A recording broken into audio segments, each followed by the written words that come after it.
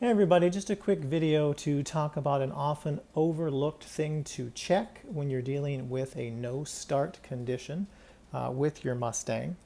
If you're experiencing a no start condition and you go out on the forums, you're going to see a lot of suggestions about testing your starter, testing your battery, checking your ground, making sure you don't have excessive resistance in your battery wire bringing current to the starter, and those are all definitely good things to check.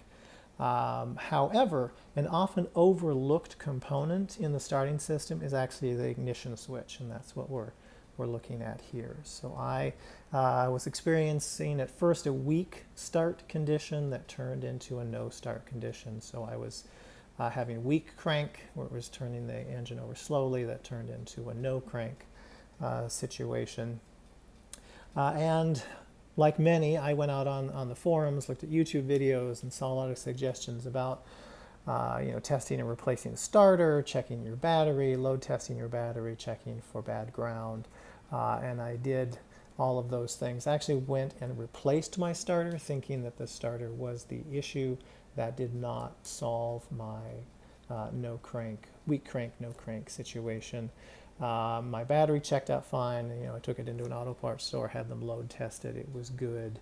I cleaned up my ground, even though it didn't look corroded. I went ahead and cleaned it up really well anyway. That didn't solve it.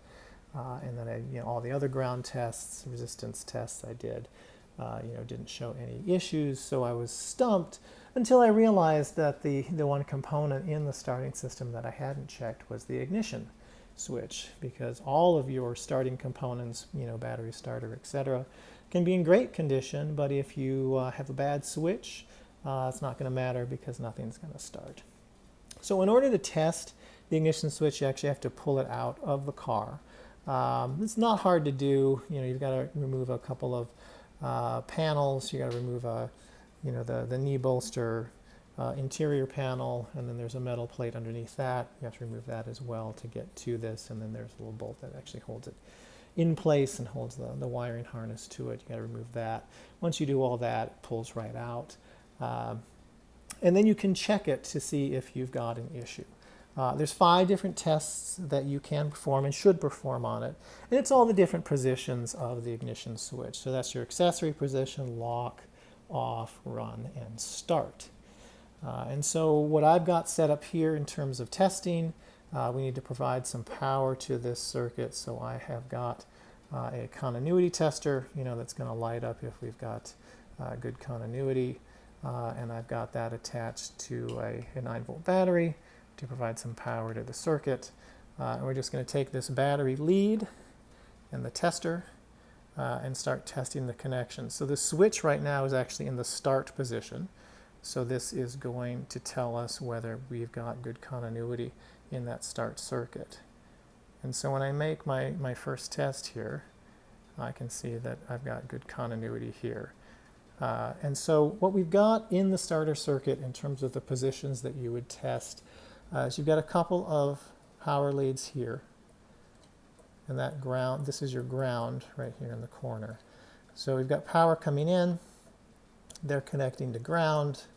They're getting routed down into here. So we're kind of looping the power down through the circuit. It's coming up to here.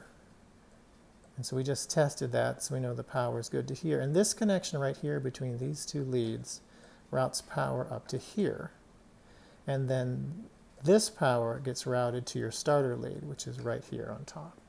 So this lead that's kind of close to this bolt hole here on top, that's actually what then sends power to the starting circuit. So when we test this connection down here,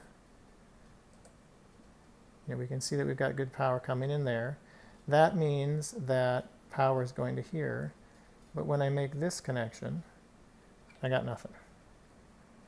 So in my case, I have a bad ignition switch. And so my battery was constantly checking out okay, and I would charge it and it was good. It load tested fine. The starter that I actually pulled out of the car after a lot of work tested out fine. The circuits, the ground, all of that was good. But in my case, that whole circuit is not getting energized because the ignition switch is bad. And so this switch, when I tested all 5 conditions, actually failed 3 of the 5. So I had good power in the accessory and the run position, but lock, off, and start all failed. So this is clearly a bad switch. And replacing this switch restored the ability of the vehicle to start. So when you're looking at a weak crank or a no crank situation, you're definitely going to want to check your ignition switch when you're testing all the other components. So before you replace anything, make sure that you test your battery, make sure that it's fully charged. It's a good idea to take it to an auto parts store and have them load test it to make sure that it can also support a starting load. Check your ground, check the resistance in your battery cable that brings power to the starter. So you're going to want a multimeter to run those tests. They're pretty easy to do. And then check your starter, make sure that it's getting good power and functional. And then check this ignition switch. Take the time. It only takes a few minutes to get it out of there. Then go ahead and test it. And if it fails any of those 5 tests, you're going to want to replace it before you start replacing anything else, because this ignition switch is very integral to the starting circuit and is often something that is overlooked. Like I said, when I went out on the various forums and looked at YouTube videos, no one really talked about checking the ignition switch to make sure that it was okay. But in my case, it definitely was the cause of my no start condition. So if you found this video helpful, please click that like button and be sure to subscribe to the channel for more videos on everything SN95 Mustang.